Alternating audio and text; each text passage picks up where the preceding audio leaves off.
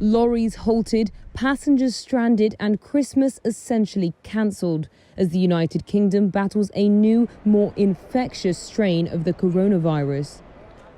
Russia, India, Canada and Hong Kong have joined the growing number of countries to cut off travel to the UK, causing visitors to rush home and Britons like student Brody to rush back. Almost like a ticking time bomb, because we didn't know whether it was going to close immediately or when it was going to close. I think we've seen more EU countries announcing that they're going to lower that, put restrictions in place anyway, so we didn't know whether it's going to go now or later. So France has shut its border not only to UK arrivals but also to trucks, closing off one of the most important trade arteries with mainland Europe and raising the prospect of UK food shortages.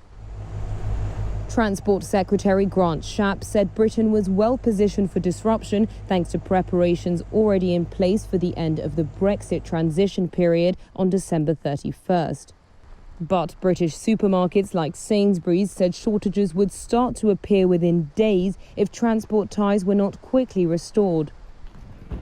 On Saturday, Prime Minister Boris Johnson imposed tougher restrictions for millions of people in England less than a week before Christmas. People then dashed to train stations to travel home before they came into force. We have on this new variant. Johnson said there was no evidence that the new variant, which is said to be up to 70% more infectious, was more lethal or caused a more severe illness.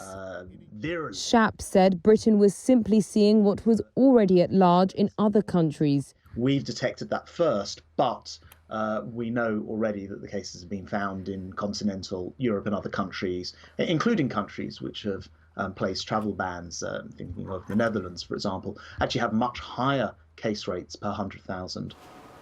The global alarm was also reflected in financial markets. European shares slumped, with travel and leisure stocks bearing the brunt of the pain, and the British pound tumbled 2.5% against the dollar.